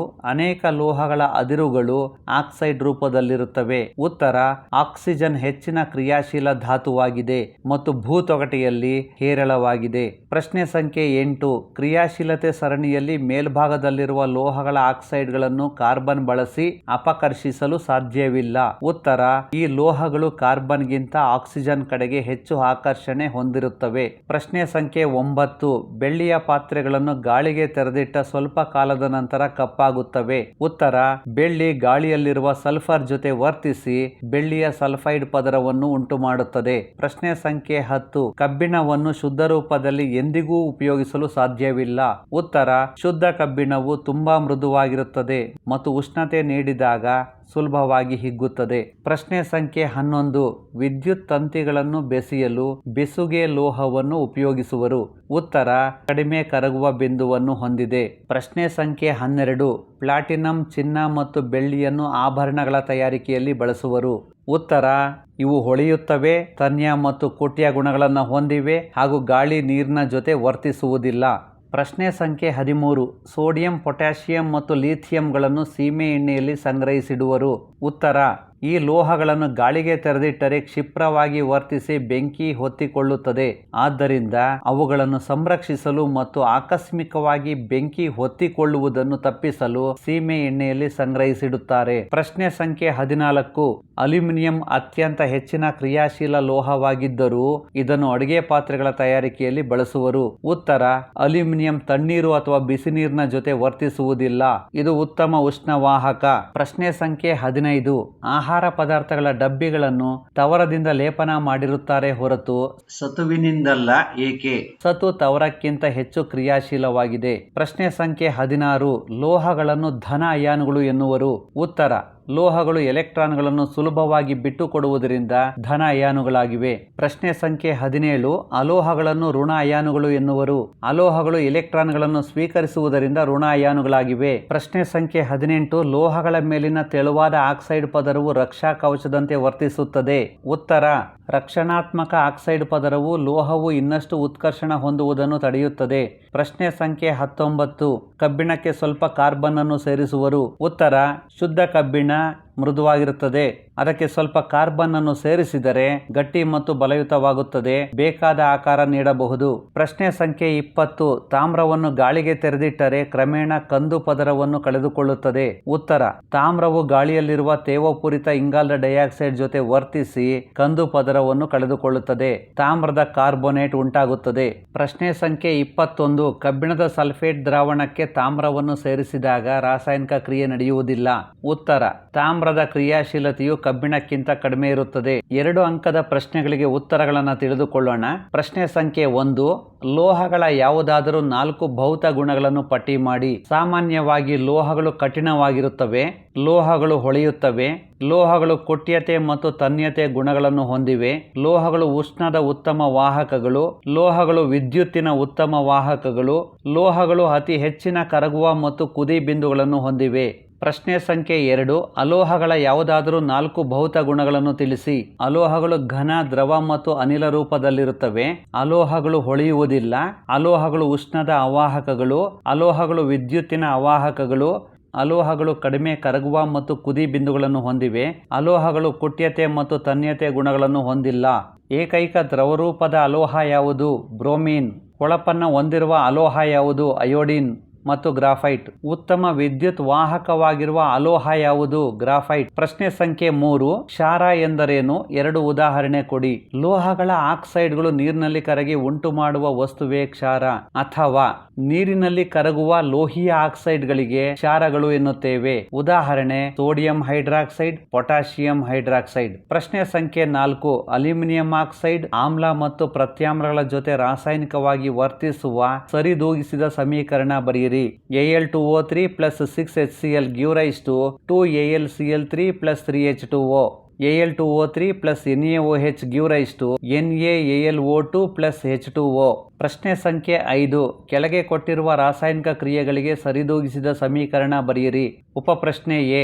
ತಾಮ್ರವನ್ನು ಗಾಳಿಯಲ್ಲಿ ಕಾಯಿಸಿದೆ. 2Cu plus O2 give rise to 2CuO. ಉಪಪ್ರಶ್ನೆ ಬಿ. ಅಲ್ಯೂಮಿನಿಯಂ ಗಾಳಿಯೊಂದಿಗೆ ವರ್ತಿಸಿದೆ. 4Al plus 3O2 give rise to 2Al2O3. ಪ್ರಶ್ನೆ ಸಂಖ್ಯೆ 6. ಈ ಕೆಳಗಿನ ಕ್ರಿಯೆಗಳಿಗೆ ರಾಸಾಯನಿಕ ಸಮೀಕರಣ ಬರೆಯಿರಿ. ಉಪಪ್ರಶ್ನೆ 1. ಹಬೆಯೊಂದಿಗೆ ಕಬ್ಬಿಣದ ಪ್ರತಿವರ್ತನೆ. 3Fe plus 4H2O give rise to Fe3O4 plus 4H2. ಉಪಪ್ರಶ್ನೆ 2. ನೀರಿನೊಂದಿಗೆ ಕ್ಯಾಲ್ಸಿಯಂ ಮತ್ತು ಪೊಟ್ಯಾಷಿಯಂಗಳ ಪ್ರತಿವರ್ತನೆ. Ca plus 2H2O give rise to CaOH twice plus ಉಷ್ಣತೆ. 2K plus 2H2O give rise to 2KOH plus H2. ಪ್ರಶ್ನೆ ಸಂಖ್ಯೆ 7. ಸತುವನ್ನು ಕಬ್ಬಿಣದ ಸಲ್ಫೇಟ್ ದ್ರಾವಣಕ್ಕೆ ಸೇರಿಸಿದಾಗ ನೀವು ಏನನ್ನು ಗಮನಿಸುವಿರಿ? ಇಲ್ಲಿ ನಡೆಯುವ ರಾಸಾಯನಿಕ ಕ್ರಿಯೆಯನ್ನು ಬರೆಯಿರಿ. ಉತ್ತರ: ಹೆಚ್ಚು ಕ್ರಿಯಾಶೀಲ ಸತುವು ಕಡಿಮೆ ಕ್ರಿಯಾಶೀಲ ಕಬ್ಬಿಣವನ್ನು ಅದರ ಸಂಯುಕ್ತದಿಂದ ಸ್ಥಾನಪಲ್ಲಟಗೊಳಿಸುತ್ತದೆ. Zn plus FeSO4 give rise to ZnSO4 plus Fe. ಪ್ರಶ್ನೆ ಸಂಖ್ಯೆ 8. ಅಯಾನಿಕ ಸಂಯುಕ್ತಗಳ ಯಾವುದಾದರೂ 4 ಗುಣಲಕ್ಷಣಗಳನ್ನು ತಿಳಿಸಿ. ಅಯಾನಿಕ ಸಂಯುಕ್ತಗಳು ಘನ ವಸ್ತುಗಳಾಗಿದ್ದು ಸಾಮಾನ್ಯವಾಗಿ ಬಿದುರವಾಗಿದ್ದು ಒತ್ತಡವನ್ನು ಹಾಕಿದಾಗ ಪುಡಿಯಾಗುತ್ತವೆ. ಅಯಾನಿಕ ಸಂಯುಕ್ತಗಳು ಹೆಚ್ಚಿನ ಕರಗುವ ಬಿಂದು ಮತ್ತು ಕುದಿ ಬಿಂದುಗಳನ್ನು ಹೊಂದಿವೆ. ಅಯಾನಿಕ ಸಂಯುಕ್ತಗಳು ಸಾಮಾನ್ಯವಾಗಿ ನೀರಿನಲ್ಲಿ ವಿಲೀನವಾಗುತ್ತವೆ, ಆದರೆ ಸಾವಯವ ದ್ರಾವಕಗಳಲ್ಲಿ ವಿಲೀನವಾಗುವುದಿಲ್ಲ. ಘನ ಸ್ಥಿತಿಯಲ್ಲಿ ಅಯಾನಿಕ ಸಂಯುಕ್ತಗಳು ತಮ್ಮ ಮೂಲಕ ವಿದ್ಯುತ್ತನ್ನು ಹರಿಯಲು ಬಿಡುವುದಿಲ್ಲ. ದ್ರವಿಸಿದ ಸ್ಥಿತಿಯಲ್ಲಿ ಅಥವಾ ಜಲೀಯ ದ್ರಾವಣದಲ್ಲಿ ತಮ್ಮ ಮೂಲಕ ವಿದ್ಯುತ್ತನ್ನು ಹರಿಯಲು ಬಿಡುತ್ತವೆ. ಪ್ರಶ್ನೆ ಸಂಖ್ಯೆ 9. ಸೋಡಿಯಂ, ಆಕ್ಸಿಜನ್ ಮತ್ತು ಮೆಗ್ನೀಷಿಯಂಗಳ ಇಲೆಕ್ಟ್ರಾನ್ ಚುಕ್ಕೆ ವಿನ್ಯಾಸ ಬರೆಯಿರಿ. ಬರೆದು ಅಭ್ಯಾಸ ಮಾಡಿ. ಇಲೆಕ್ಟ್ರಾನ್ಗಳ ವರ್ಗಾವಣೆಯಿಂದ Na2O ಮತ್ತು MgOಗಳ ಉಂಟಾಗುವಿಕೆಯನ್ನು ತೋರಿಸಿ. ಬರೆದು ಅಭ್ಯಾಸ ಮಾಡಿ. ಇಲೆಕ್ಟ್ರಾನ್ಗಳ ವರ್ಗಾವಣೆಯಿಂದ Na2O ಮತ್ತು MgO ಅಯಾನಿಕ ಸಂಯುಕ್ತಗಳು ಉಂಟಾಗುವುದನ್ನು ಬರೆದು ಅಭ್ಯಾಸ ಮಾಡಿ. ಪ್ರಶ್ನೆ ಸಂಖ್ಯೆ 11. ಲೋಹಗಳು ಮತ್ತು ಅಲೋಹಗಳ ನಡುವಿನ ರಾಸಾಯನಿಕ ಗುಣಲಕ್ಷಣಗಳ ವ್ಯತ್ಯಾಸಗಳನ್ನು ತಿಳಿಸಿ. ಲೋಹಗಳು ಸುಲಭವಾಗಿ ಎಲೆಕ್ಟ್ರಾನ್ಗಳನ್ನು ಕಳೆದುಕೊಂಡು ಧನ ಅಯಾನುಗಳಾಗುತ್ತವೆ. ಅಲೋಹಗಳು ಸುಲಭವಾಗಿ ಎಲೆಕ್ಟ್ರಾನ್ಗಳನ್ನು ಸ್ವೀಕರಿಸಿ ಋಣ ಅಯಾನುಗಳಾಗುತ್ತವೆ. ಲೋಹಗಳನ್ನು ವಿದ್ಯುತ್ ಧನೀಯ ಎನ್ನುತ್ತೇವೆ. ಅಲೋಹಗಳನ್ನು ವಿದ್ಯುತ್ ಋಣೀಯ ಎನ್ನುತ್ತೇವೆ. ಲೋಹಗಳು ಆಕ್ಸಿಜನ್ ಜೊತೆಗೆ ವರ್ತಿಸಿ ಪ್ರತ್ಯಾಮ್ಲೀಯ ಆಕ್ಸೈಡ್ಗಳನ್ನು ಉಂಟು ಮಾಡುತ್ತವೆ. ಈ ಪ್ರತ್ಯಾಮ್ಲೀಯ ಆಕ್ಸೈಡ್ಗಳು ನೀರಿನಲ್ಲಿ ಕರಗಿದಾಗ ಪ್ರತ್ಯಾಮ್ಲಗಳು ಉಂಟಾಗುತ್ತವೆ. ಪ್ರತ್ಯಾಮ್ಲಗಳು ಕೆಂಪು ಲಿಟ್ಮಸ್ ಅನ್ನು ನೀಲಿ ಬಣ್ಣಕ್ಕೆ ಬದಲಾಯಿಸುತ್ತವೆ. ಅಲೋಹಗಳು ಆಕ್ಸಿಜನ್ ಜೊತೆ ವರ್ತಿಸಿ ಆಮ್ಲೀಯ ಆಕ್ಸೈಡ್ಗಳನ್ನು ಉಂಟು ಮಾಡುತ್ತವೆ. ಆಮ್ಲೀಯ ಆಕ್ಸೈಡ್ಗಳು ನೀರಿನಲ್ಲಿ ಕರಗಿದಾಗ ಆಮ್ಲಗಳು ಉಂಟಾಗುತ್ತವೆ. ಆಮ್ಲಗಳು ನೀಲಿ ಲಿಟ್ಮಸ್ ಅನ್ನು ಕೆಂಪು ಬಣ್ಣಕ್ಕೆ ಬದಲಾಯಿಸುತ್ತವೆ. ಲೋಹಗಳು ಕಡಿಮೆ ಸಾರಥಿಯ ಆಮ್ಲಗಳಿಂದ ಹೈಡ್ರೋಜನ್ ಅನ್ನು ಸ್ಥಾನಪಲ್ಲಟಗೊಳಿಸುತ್ತವೆ. ಅಲೋಹಗಳು ಕಡಿಮೆ ಸಾರಥಿಯ ಆಮ್ಲಗಳಿಂದ ಹೈಡ್ರೋಜನ್ ಅನ್ನು ಸ್ಥಾನಪಲ್ಲಟಗೊಳಿಸುವುದಿಲ್ಲ. ಲೋಹಗಳು ದುರ್ಬಲ ಆಮ್ಲಗಳಲ್ಲಿರುವ ಹೈಡ್ರೋಜನ್ ಅನ್ನು ಸ್ಥಾನಪಲ್ಲಟಗೊಳಿಸುತ್ತವೆ. ಅಲೋಹಗಳು ದುರ್ಬಲ ಆಮ್ಲಗಳಲ್ಲಿರುವ ಹೈಡ್ರೋಜನ್ ಅನ್ನು ಸ್ಥಾನಪಲ್ಲಟಗೊಳಿಸುವುದಿಲ್ಲ. ಪ್ರಶ್ನೆ ಸಂಖ್ಯೆ 12. ಸಾರರಿಕ್ತ ಆಮ್ಲಗಳಿಂದ ಹೈಡ್ರೋಜನ್ ಅನ್ನು ಪಲ್ಲಟಗೊಳಿಸುವ ಲೋಹಗಳನ್ನು ಹೆಸರಿಸಿ ಮತ್ತು ಹೈಡ್ರೋಜನ್ ಅನ್ನು ಪಲ್ಲಟಗೊಳಿಸಲು ಸಾಧ್ಯವಿಲ್ಲದ 2 ಲೋಹಗಳನ್ನು ಹೆಸರಿಸಿ. ಸಾರರಿಕ್ತ ಆಮ್ಲಗಳಿಂದ ಹೈಡ್ರೋಜನ್ ಅನ್ನು ಪಲ್ಲಟಗೊಳಿಸುವ ಲೋಹಗಳು ಸತು ಮತ್ತು ಅಲ್ಯೂಮಿನಿಯಂ. ಸತು ಮತ್ತು ಅಲ್ಯೂಮಿನಿಯಂ ಈ 2 ಲೋಹಗಳು ಸಾರರಿಕ್ತ ಆಮ್ಲಗಳಿಂದ ಹೈಡ್ರೋಜನ್ ಅನ್ನು ಪಲ್ಲಟಗೊಳಿಸುತ್ತವೆ. ತಾಮ್ರ ಮತ್ತು ಬೆಳ್ಳಿ ಈ 2 ಲೋಹಗಳು ಸಾರರಿಕ್ತ ಆಮ್ಲಗಳಿಂದ ಹೈಡ್ರೋಜನ್ ಅನ್ನು ಪಲ್ಲಟಗೊಳಿಸುವುದಿಲ್ಲ. ಪ್ರಶ್ನೆ ಸಂಖ್ಯೆ 13. M ಎಂಬ ಲೋಹದ ವಿದ್ಯುತ್ ವಿಭಜನೆಯ ಶುದ್ಧೀಕರಣದಲ್ಲಿ ನೀವು ಆ್ಯನೋಡ್, ಕ್ಯಾಥೋಡ್ ಹಾಗೂ ವಿದ್ಯುತ್ ವಿಭಜನೆಯ ದ್ರಾವಣವಾಗಿ ಯಾವುದನ್ನು ತೆಗೆದುಕೊಳ್ಳುತ್ತೀರಾ? ಅಶುದ್ಧ ಲೋಹ ಆ್ಯನೋಡ್, ಶುದ್ಧ ಲೋಹ ಕ್ಯಾಥೋಡ್. ವಿದ್ಯುತ್ ವಿಭಜನೆಯ ದ್ರಾವಣವಾಗಿ ಲೋಹದ ಲವಣ ದ್ರಾವಣವನ್ನು ತೆಗೆದುಕೊಳ್ಳುತ್ತೇವೆ. ಪ್ರಶ್ನೆ ಸಂಖ್ಯೆ 14. ವಿದ್ಯಾರ್ಥಿಯೊಬ್ಬ ಪ್ರಯೋಗಾಲಯದಲ್ಲಿ ಬಳಸುವ ಚಮಚದಲ್ಲಿ ಗಂಧಕದ ಪುಡಿಯನ್ನು ತೆಗೆದುಕೊಂಡು ಕಾಯಿಸಿದ್ದಾನೆ. ಈ ಪ್ರಯೋಗದಲ್ಲಿ ಅವನು ಪ್ರನಾಳವನ್ನು ತಲೆಕೆಳಗೆ ಮಾಡಿ ಬಿಡುಗಡೆಯಾದ ಅನಿಲವನ್ನು ಸಂಗ್ರಹಿಸಿದ್ದಾನೆ. ಉಪಪ್ರಶ್ನೆ ಎ. ಸಂಗ್ರಹಿಸಿದ ಅನಿಲದ ವರ್ತನೆ ಇವುಗಳ ಮೇಲೆ ಹೇಗಿರುತ್ತದೆ? ಉಪಪ್ರಶ್ನೆ 1. ಶುಷ್ಕ ಲಿಟ್ಮಸ್ ಕಾಗದ. ಉತ್ತರ: ಶುಷ್ಕ ಲಿಟ್ಮಸ್ ಕಾಗದದಲ್ಲಿ ಯಾವುದೇ ಬದಲಾವಣೆ ಆಗುವುದಿಲ್ಲ. ಉಪಪ್ರಶ್ನೆ 2. ತೇವವಿರುವ ಲಿಟ್ಮಸ್ ಕಾಗದ. ಉತ್ತರ: ಬಿಡುಗಡೆಯಾಗುವ ಅನಿಲವು SO2 ಸಲ್ಫರ್ ಡೈಆಕ್ಸೈಡ್. ತೇವವಿರುವ ನೀಲಿ ಲಿಟ್ಮಸ್ ಕಾಗದ ಕೆಂಪು ಬಣ್ಣಕ್ಕೆ ಬದಲಾಗುತ್ತದೆ. ಉಪಪ್ರಶ್ನೆ ಬಿ. ಇಲ್ಲಿ ನಡೆಯುವ ಕ್ರಿಯೆಯ ಸರಿದೂಗಿಸಿದ ರಾಸಾಯನಿಕ ಸಮೀಕರಣ ಬರೆಯಿರಿ. S+O2 give rise to SO2, SO2 plus H2O give rise to H2SO3. ಪ್ರಶ್ನೆ ಸಂಖ್ಯೆ 15. ಕಬ್ಬಿಣ ತುಕ್ಕು ಹಿಡಿಯುವುದನ್ನು ತಡೆಗಟ್ಟುವ ವಿಧಾನಗಳನ್ನು ತಿಳಿಸಿ. ಕಬ್ಬಿಣದ ಮೇಲ್ಮೈಗೆ ಬಣ್ಣ ಹಚ್ಚುವುದು, ಎಣ್ಣೆ ಅಥವಾ ಗ್ರೀಸ್ ಸವರುವುದು, ಕ್ರೋಮಿಯಂ ಲೇಪನ ಮಾಡುವುದು, ಆನೋಡೀಕರಣಕ್ಕೆ ಒಳಪಡಿಸುವುದು, ಅಲ್ಯೂಮಿನಿಯಂ ಲೇಪನ ಮಾಡುವುದು. ಇದನ್ನು ಆನೋಡೀಕರಣ ಎನ್ನುತ್ತೇವೆ. ಮಿಶ್ರ ಲೋಹಗಳನ್ನಾಗಿ ಮಾಡುವುದರ ಮೂಲಕ ಕಬ್ಬಿಣ ತುಕ್ಕು ಹಿಡಿಯುವುದನ್ನು ತಡೆಗಟ್ಟಬಹುದು. ಪ್ರಶ್ನೆ ಸಂಖ್ಯೆ 16. ಕ್ಯಾಲ್ಸಿಯಂ ಲೋಹವು ನೀರಿನೊಡನೆ ಪ್ರತಿವರ್ತಿಸಿದಾಗ ಹೈಡ್ರೋಜನ್ ಅನಿಲ ಬಿಡುಗಡೆಯಾದರೂ ಹೊತ್ತಿಕೊಂಡು ಉರಿಯುವುದಿಲ್ಲ. ಕಾರಣವೇನು? ಇದರ ರಾಸಾಯನಿಕ ಸಮೀಕರಣ ಬರೆಯಿರಿ. ಉತ್ತರ: ಕ್ಯಾಲ್ಸಿಯಂ ಲೋಹವು ನೀರಿನೊಡನೆ ಕಡಿಮೆ ತೀವ್ರತೆಯಲ್ಲಿ ಪ್ರತಿವರ್ತಿಸಿ ಕ್ಯಾಲ್ಸಿಯಂ ಹೈಡ್ರಾಕ್ಸೈಡ್ ಉಂಟಾಗುವುದರೊಂದಿಗೆ ಹೈಡ್ರೋಜನ್ ಅನಿಲ ಬಿಡುಗಡೆಯಾಗುತ್ತದೆ. ಈ ಕ್ರಿಯೆಯಲ್ಲಿ ತೀವ್ರತೆ ಕಡಿಮೆ ಇರುವುದರಿಂದ ಹೈಡ್ರೋಜನ್ ಅನಿಲ ಹೊತ್ತಿಕೊಂಡು ಉರಿಯುವುದಿಲ್ಲ. Ca+2H2O give rise to CaOH twice plus H2. ಪ್ರಶ್ನೆ ಸಂಖ್ಯೆ 17. ಉಪಪ್ರಶ್ನೆ 1. ಅಲ್ಯೂಮಿನಿಯಂ ಸಾರರಿಕ್ತ ಹೈಡ್ರೋಕ್ಲೋರಿಕ್ ಆಮ್ಲದ ಜೊತೆ ಪ್ರತಿವರ್ತಿಸುವ ಕ್ರಿಯೆಯ ಸರಿದೂಗಿಸಿದ ರಾಸಾಯನಿಕ ಸಮೀಕರಣ ಬರೆಯಿರಿ. 2Al plus 6HCl give rise to 2AlCl3 plus 3H2. ಉಪಪ್ರಶ್ನೆ 2. ಒಂದು ಲೋಹವು ಸಾರರಿಕ್ತ ನೈಟ್ರಿಕ್ ಆಮ್ಲದೊಂದಿಗೆ ವರ್ತಿಸಿದಾಗ ಹೈಡ್ರೋಜನ್ ಅನಿಲ ಬಿಡುಗಡೆಯಾಗುವುದಿಲ್ಲ. ಕಾರಣ ಕೊಡಿ. ಉತ್ತರ: ನೈಟ್ರಿಕ್ ಆಮ್ಲ ಒಂದು ಪ್ರಬಲ ಉತ್ಕರ್ಷಕ. ಇದು ಉತ್ಪತ್ತಿಯಾದ ಹೈಡ್ರೋಜನ್ ಅನ್ನು ಉತ್ಕರ್ಷಿಸಿ ನೀರನ್ನು ಉತ್ಪತ್ತಿ ಮಾಡುತ್ತದೆ ಮತ್ತು ಸ್ವತಃ ಯಾವುದಾದರೊಂದು ನೈಟ್ರೋಜನ್ ಆಕ್ಸೈಡ್ ಆಗಿ ಅಪಕರ್ಷಣೆ ಹೊಂದುತ್ತದೆ. ಅಥವಾ ಸೋಡಿಯಂ ಕ್ಲೋರೈಡ್ ಮತ್ತು ಮೆಗ್ನೀಷಿಯಂ ಕ್ಲೋರೈಡ್ಗಳ ಉಂಟಾಗುವಿಕೆಯನ್ನು ಎಲೆಕ್ಟ್ರಾನ್ ಚುಕ್ಕಿ ವಿನ್ಯಾಸದ ಸಹಾಯದಿಂದ ತೋರಿಸಿ. ಚುಕ್ಕಿ ರಚನಾ ವಿನ್ಯಾಸವನ್ನು ಅಭ್ಯಾಸ ಮಾಡಿ. ಪ್ರಶ್ನೆ ಸಂಖ್ಯೆ 18. ಅಯಾನಿಕ ಸಂಯುಕ್ತಗಳು ಎಂದರೇನು? ಅವುಗಳ ಯಾವುದಾದರೂ 2 ಲಕ್ಷಣಗಳನ್ನು ಪಟ್ಟಿ ಮಾಡಿ.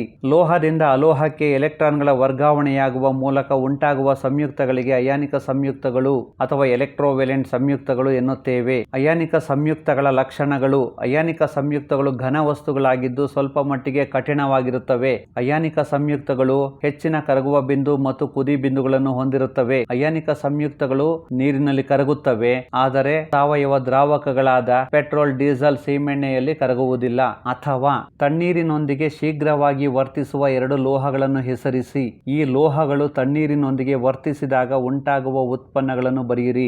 ಉತ್ತರ: ತಣ್ಣೀರಿನೊಂದಿಗೆ ಶೀಘ್ರವಾಗಿ ವರ್ತಿಸುವ ಎರಡು ಲೋಹಗಳು ಸೋಡಿಯಂ ಮತ್ತು ಪೊಟ್ಯಾಷಿಯಂ. ಸೋಡಿಯಂ ಮತ್ತು ಪೊಟ್ಯಾಷಿಯಂ ಲೋಹಗಳು ತಣ್ಣೀರಿನೊಂದಿಗೆ ಶೀಘ್ರವಾಗಿ ವರ್ತಿಸಿ ಹೈಡ್ರಾಕ್ಸೈಡ್ ಗಳನ್ನು ಉಂಟು ಮಾಡುತ್ತವೆ ಹಾಗೂ ಹೈಡ್ರೋಜನ್ ಅನಿಲ ಬಿಡುಗಡೆಯಾಗುತ್ತದೆ. 2Na+2H2O give rise to NaOH+H2. K+H2O give rise to KOH+H2. ಪ್ರಶ್ನೆ ಸಂಖ್ಯೆ 19. ಕೆಳಗಿನ ಸಂದರ್ಭಗಳಲ್ಲಿ ಲೋಹಗಳ ಯಾವ ಭೌತ ಗುಣಗಳನ್ನು ಉಪಯೋಗಿಸಲಾಗಿದೆ? ಉಪಪ್ರಶ್ನೆ 1. ಚಿನ್ನವನ್ನು ಆಭರಣಗಳ ತಯಾರಿಕೆಯಲ್ಲಿ ಉಪಯೋಗಿಸುತ್ತಾರೆ. ಉತ್ತರ: ಕೊಳಪಾದ ಮೇಲ್ಮೈ ಅಥವಾ ಲೋಹೀಯ ಕಾಂತಿ, ತನ್ಯತೆ, ಕುಟ್ಯತೆ ಗುಣ ಹೊಂದಿರುವುದರಿಂದ. ಉಪಪ್ರಶ್ನೆ 2. ನಿಕ್ಕಲ್ಲನ್ನು ಗಿಟಾರ್ನ ತಂತಿಗಳಲ್ಲಿ ಉಪಯೋಗಿಸುತ್ತಾರೆ. ಉತ್ತರ: ಶಾಬ್ದನ ಮತ್ತು ತನ್ಯತೆ ಗುಣ ಹೊಂದಿರುವುದರಿಂದ. 3 ಅಂಕದ ಪ್ರಶ್ನೆಗಳಿಗೆ ಉತ್ತರಿಸೋಣ. ಪ್ರಶ್ನೆ ಸಂಖ್ಯೆ 1. ಸತು, ಕಬ್ಬಿಣ, ಮೆಗ್ನೀಷಿಯಂ ಹಾಗೂ ತಾಮ್ರದ ಚೂರುಗಳನ್ನು A, B, C ಮತ್ತು D ಎಂಬ ಪ್ರಣಾಳಗಳಲ್ಲಿ ಕ್ರಮವಾಗಿ ತೆಗೆದುಕೊಳ್ಳಲಾಗಿದೆ. ಈ ಪ್ರಣಾಳಗಳಿಗೆ ಒಂದೇ ಪ್ರಮಾಣದ ಫೆರಸ್ ಸಲ್ಫೇಟ್ ದ್ರಾವಣವನ್ನು ಸೇರಿಸಲಾಗಿದೆ. ಯಾವ ಪ್ರಣಾಳಗಳಲ್ಲಿ ರಾಸಾಯನಿಕ ಕ್ರಿಯೆ ನಡೆಯುತ್ತದೆ, ಏಕೆ? ಇಲ್ಲಿ ನಡೆಯುವ ಕ್ರಿಯೆಗಳಿಗೆ ರಾಸಾಯನಿಕ ಸಮೀಕರಣಗಳನ್ನು ಬರೆಯಿರಿ. A ಮತ್ತು C ಪ್ರಣಾಳಗಳಲ್ಲಿ ರಾಸಾಯನಿಕ ಕ್ರಿಯೆ ನಡೆಯುತ್ತದೆ ಏಕೆಂದರೆ ಸತು ಮತ್ತು ಮೆಗ್ನೀಷಿಯಂ ಕಬ್ಬಿಣಕ್ಕಿಂತ ಹೆಚ್ಚು ಕ್ರಿಯಾಶೀಲವಾಗಿದೆ. ಅಥವಾ ಲೋಹಗಳ ಕ್ರಿಯಾಶೀಲತೆಯ ಸರಣಿಯಲ್ಲಿ ಸತು ಮತ್ತು ಮೆಗ್ನೀಷಿಯಂ ಕಬ್ಬಿಣಕ್ಕಿಂತ ಮೇಲ್ಭಾಗದಲ್ಲಿ ಕಂಡುಬರುತ್ತವೆ. Zn+FeSO4 give rise to ZnSO4+Fe. ಸತು ಕಬ್ಬಿಣದ ಸಲ್ಫೇಟ್ನೊಂದಿಗೆ ವರ್ತಿಸಿದಾಗ ಸತುವಿನ ಸಲ್ಫೇಟ್ ಮತ್ತು ಕಬ್ಬಿಣ ಉಂಟಾಗುತ್ತವೆ. ಅಥವಾ Mg+FeSO4 give rise to MgSO4+Fe. Magnesium ಕಬ್ಬಿಣದ ಸಲ್ಫೇಟ್ನೊಂದಿಗೆ ವರ್ತಿಸಿದಾಗ ಮೆಗ್ನೀಷಿಯಂ ಸಲ್ಫೇಟ್ ಮತ್ತು ಕಬ್ಬಿಣ ಉಂಟಾಗುತ್ತವೆ. ಪ್ರಶ್ನೆ ಸಂಖ್ಯೆ 2. ಒಂದು ಅದುರಿನ ಮಾದರಿಯನ್ನು ಪ್ರಣಾಳದಲ್ಲಿ ಕಾಸಿದೆ. ಆರಂಭದಲ್ಲಿ ಒದ್ದೆಯಾದ ನೀಲಿ ಲಿಟ್ಮಸ್ ಅನ್ನು ಕೆಂಪು ಮಾಡುವ ಅನಿಲ ಬಿಡುಗಡೆಯಾಗುತ್ತದೆ. ಪ್ರಣಾಳದಲ್ಲಿ ಕಾಸುವಿಕೆಯನ್ನು ಮುಂದುವರಿಸಿದಾಗ ಹೊತ್ತಿಕೊಂಡ ಬೆಂಕಿ ಕಿಡಿ ಉಜ್ವಲವಾಗಿ ಉರಿಯುವಂತೆ ಮಾಡುವ ಅನಿಲ ಬಿಡುಗಡೆಯಾಗುತ್ತದೆ. ಪ್ರಣಾಳದಲ್ಲಿ ಬೂದು ಬಣ್ಣದ ಹೊಳೆಯುವ ಲೋಹ ಉಂಟಾಗುತ್ತದೆ. ಈ ಮಾಹಿತಿಯನ್ನು ಅಭ್ಯಾಸ ಮಾಡಿ ಈ ಪ್ರಶ್ನೆಗಳಿಗೆ ಉತ್ತರಿಸಿ. ಉಪಪ್ರಶ್ನೆ ಸಂಖ್ಯೆ 1. ಬಿಡುಗಡೆಯಾಗುವ ಎರಡು ಅನಿಲಗಳು ಯಾವುವು? ಉತ್ತರ: ಸಲ್ಫರ್ ಡೈಆಕ್ಸೈಡ್ ಮತ್ತು ಆಕ್ಸಿಜನ್. ಉಪಪ್ರಶ್ನೆ ಸಂಖ್ಯೆ 2. ಪ್ರಣಾಳದಲ್ಲಿ ಇರಬಹುದಾದ ಅದಿರು ಯಾವುದು? ಉತ್ತರ: ಸಿನ್ನಾಬಾರ್. ಉಪಪ್ರಶ್ನೆ ಸಂಖ್ಯೆ 3. ಪ್ರಣಾಳದಲ್ಲಿ ಉಂಟಾದ ಲೋಹ ಯಾವುದು? ಉತ್ತರ: ಪಾದರಸ. ಪ್ರಶ್ನೆ ಸಂಖ್ಯೆ 3. ಲೋಹ ಮತ್ತು ಅಲೋಹಗಳ ನಡುವಣ ಯಾವುದಾದರೂ ಎರಡು ರಾಸಾಯನಿಕ ವ್ಯತ್ಯಾಸಗಳನ್ನು ಬರೆಯಿರಿ. ಲೋಹಗಳು ಎಲೆಕ್ಟ್ರಾನ್ಗಳನ್ನು ದಾನ ಮಾಡುತ್ತವೆ. ಅಲೋಹಗಳು ಎಲೆಕ್ಟ್ರಾನ್ಗಳನ್ನು ಸ್ವೀಕರಿಸುತ್ತವೆ. ಲೋಹಗಳು ವಿದ್ಯುದ್ಧನೀಯವಾಗಿವೆ. ಅಲೋಹಗಳು ವಿದ್ಯುತ್ ಋಣೀಯವಾಗಿವೆ.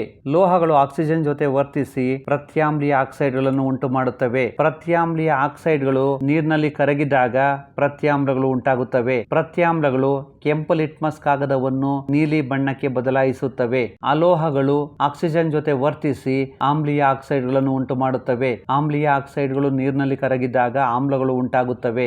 ಆಮ್ಲಗಳು ನೀಲಿ ಲಿಟ್ಮಸ್ ಕಾಗದವನ್ನು ಕೆಂಪು ಬಣ್ಣಕ್ಕೆ ಬದಲಾಯಿಸುತ್ತವೆ. ಲೋಹಗಳು ಸಾರರಿಕ್ತ ಆಮ್ಲದೊಂದಿಗೆ ವರ್ತಿಸಿ ಹೈಡ್ರೋಜನ್ ಅನ್ನು ಸ್ಥಾನಪಲಟಗೊಳಿಸುತ್ತವೆ. ಅಲೋಹಗಳು ಸಾರರಿಕ್ತ ಆಮ್ಲದಲ್ಲಿರುವ ಹೈಡ್ರೋಜನ್ ಅನ್ನು ಸ್ಥಾನಪಲಟಗೊಳಿಸುವುದಿಲ್ಲ. ಪ್ರಶ್ನೆ ಸಂಖ್ಯೆ 4. ಶುದ್ಧ ಕಬ್ಬಿಣಕ್ಕಿಂತ ಕಬ್ಬಿಣದ ಮಿಶ್ರ ಲೋಹಗಳು ಹೆಚ್ಚು ಉಪಯುಕ್ತವಾಗಿವೆ, ಹೇಗೆ? ಶುದ್ಧ ಕಬ್ಬಿಣವು ತುಂಬಾ ಮೃದುವಾಗಿರುತ್ತದೆ. ಉಷ್ಣತೆ ನೀಡಿದಾಗ ಸುಲಭವಾಗಿ ಹಿಗ್ಗುತ್ತದೆ. ಮಿಶ್ರ ಲೋಹಗಳು ಗಟ್ಟಿಯಾಗಿರುತ್ತವೆ. ಕಬ್ಬಿಣವನ್ನು ಬೇರೆ ವಸ್ತುಗಳ ಜೊತೆ ಮಿಶ್ರಣಗೊಳಿಸಿದರೆ ಅದರ ಗುಣದಲ್ಲಿ ಬದಲಾವಣೆಯಾಗುತ್ತದೆ. ಪ್ರಶ್ನೆ ಸಂಖ್ಯೆ 5. ಕೆಳಗಿನ ಸಮೀಕರಣಗಳನ್ನು ಗಮನಿಸಿ. Fe2O3+2Al2 give rise to Fe+Al2O3. ZnO+C give rise to Zn+CO. Fe2O3+3C give rise to 2Fe+CO. Al2O3+3C give rise to 2Al+3CO. ಈ ಸಮೀಕರಣ ಸಮೀಕರಣಗಳಲ್ಲಿ ಯಾವ ಸಮೀಕರಣವು ತಪ್ಪಾಗಿದೆ? ತಪ್ಪಾದ ಸಮೀಕರಣದಲ್ಲಿರುವ ಲೋಹವನ್ನು ಹೇಗೆ ಉದ್ಧರಿಸಬಹುದು? ಮೇಲಿನ 4 ಕ್ರಿಯೆಗಳಲ್ಲಿ ಯಾವ ಕ್ರಿಯೆಯನ್ನು ಮುರಿದ ಯಂತ್ರದ ಭಾಗಗಳ ಜೋಡಣೆಗೆ ಬಳಸಬಹುದು? ಏಕೆ? ಉತ್ತರ Al2O3 + 3C give rise to 2Al + 3CO. Aluminium ಅನ್ನು ವಿದ್ಯುತ್ ವಿಭಜನೆಯ ವಿಧಾನದಿಂದ ಉದ್ಧರಿಸಬಹುದು. Fe2O3 + 2Al2 give rise to Fe + Al2O3. ಈ ರಾಸಾಯನಿಕ ಕ್ರಿಯೆಯು ಥರ್ಮೈಟ್ ಕ್ರಿಯೆಯಾಗಿದ್ದು ಈ ಕ್ರಿಯೆಯಲ್ಲಿ ಲೋಹಗಳು ದ್ರವಿಸಿದ ಸ್ಥಿತಿಯಲ್ಲಿರುತ್ತವೆ. ಆದ್ದರಿಂದ ಈ ಕ್ರಿಯೆಯನ್ನು ಮುರಿದ ಯಂತ್ರದ ಭಾಗಗಳ ಜೋಡಣೆಗೆ ಬಳಸಬಹುದು. ರೈಲ್ವೆ ಹಳಿಗಳ ಜೋಡಣೆಗೂ ಬಳಸಬಹುದು. ಪ್ರಶ್ನೆ ಸಂಖ್ಯೆ 6. ಕಾಸುವಿಕೆ ಮತ್ತು ಹುರಿಯುವಿಕೆಗಳ ನಡುವಿನ ವ್ಯತ್ಯಾಸಗಳನ್ನು ತಿಳಿಸಿ. ಈ ಪ್ರಕ್ರಿಯೆಗಳನ್ನು ಸತುವನ್ನು ಉದ್ಧರಣೆ ಮಾಡುವಲ್ಲಿ ಹೇಗೆ ಉಪಯೋಗಿಸಿಕೊಳ್ಳಬಹುದಾಗಿದೆ? ಸಮೀಕರಣಗಳ ಸಹಾಯದಿಂದ ವಿವರಿಸಿ. ಈ ಕ್ರಿಯೆಗಳ ನಂತರ ಸತುವನ್ನು ಪಡೆಯಲು ಅಪಕರ್ಷಣೆ ಅಗತ್ಯವೇ? ಏಕೆ? ಕಾಸುವಿಕೆ ವಿಧಾನದಲ್ಲಿ ಕಾರ್ಬೊನೇಟ್ ಅದುರನ್ನು ಆಕ್ಸೈಡ್ ಆಗಿ ಪರಿವರ್ತಿಸಲು ಕಡಿಮೆ ಗಾಳಿಯಲ್ಲಿ ಹೆಚ್ಚಿನ ಉಷ್ಣತೆಯಲ್ಲಿ ಕಾಯಿಸುವ ವಿಧಾನವಾಗಿದೆ. ಹುರಿಯುವಿಕೆ ಸಲ್ಫೈಡ್ ಅದುರನ್ನು ಆಕ್ಸೈಡ್ ಆಗಿ ಪರಿವರ್ತಿಸಲು ಅಧಿಕ ಪ್ರಮಾಣದ ಗಾಳಿಯಲ್ಲಿ ಹೆಚ್ಚಿನ ಉಷ್ಣತೆಯಲ್ಲಿ ಕಾಯಿಸುವ ವಿಧಾನವಾಗಿದೆ. ಕಾಸುವಿಕೆ ವಿಧಾನದಲ್ಲಿ ಕಾರ್ಬೊನೇಟ್ ಅದುರನ್ನು ಆಕ್ಸೈಡ್ ಆಗಿ ಪರಿವರ್ತಿಸಲಾಗುತ್ತದೆ. ಹುರಿಯುವಿಕೆ ವಿಧಾನದಲ್ಲಿ ಸಲ್ಫೈಡ್ ಅದುರನ್ನು ಆಕ್ಸೈಡ್ ಆಗಿ ಪರಿವರ್ತಿಸಲಾಗುತ್ತದೆ. ZnCO3 ಅನ್ನು ಕಾಸುವ ಪ್ರಕ್ರಿಯೆಗೆ ಒಳಪಡಿಸಿದಾಗ ZnO ಉಂಟಾಗುತ್ತದೆ. ZnCO3 give rise to ZnO + CO2. ZnS ಅನ್ನು ಹುರಿಯುವಿಕೆಗೆ ಒಳಪಡಿಸಿದಾಗ ZnO ಉಂಟಾಗುತ್ತದೆ. 2ZnS + 3O2 give rise to 2ZnO + 2SO2. ಈ ಕ್ರಿಯೆಗಳ ನಂತರ ಅಪಕರ್ಷಣೆ ಅಗತ್ಯವಿದೆ. ಏಕೆಂದರೆ ಸತುವಿನ ಆಕ್ಸೈಡ್ ಅನ್ನು ಸೂಕ್ತ ಅಪಕರ್ಷಣಕಾರಿಯಿಂದ ಅಪಕರ್ಷಿಸಿದಾಗ ಸತು ಲೋಹ ಉಂಟಾಗುತ್ತದೆ. ಲೋಹದ ಮೇಲೆ ಹಬೆಯ ವರ್ತನೆಯನ್ನು ತೋರಿಸುವ ಪ್ರಯೋಗದ ಚಿತ್ರವನ್ನು ಬರೆದು ಭಾಗಗಳನ್ನು ಗುರುತಿಸಿ ಅಭ್ಯಾಸ ಮಾಡಿ. ಇದು ಪರೀಕ್ಷಾ ದೃಷ್ಟಿಯಿಂದ ತುಂಬಾ ಮುಖ್ಯವಾಗಿದೆ. ಲವಣ ದ್ರಾವಣದ ವಾಹಕತೆಯನ್ನ ಪರೀಕ್ಷಿಸುವ ಪ್ರಯೋಗದ ಚಿತ್ರವನ್ನ ಪರೀಕ್ಷೆಯಲ್ಲಿ ಕೇಳುವುದಿಲ್ಲ. ತಾಮ್ರದ ವಿದ್ಯುತ್ ವಿಭಜನೆಯ ಶುದ್ಧೀಕರಣದ ಚಿತ್ರವನ್ನ ಬರೆದು ಭಾಗಗಳನ್ನು ಗುರುತಿಸಿ ಅಭ್ಯಾಸ ಮಾಡಿ. ಪರೀಕ್ಷೆಗೆ ತುಂಬಾ ಮುಖ್ಯವಾಗಿದೆ. ವೀಕ್ಷಿಸಿದ್ದಕ್ಕೆ ಧನ್ಯವಾದಗಳು.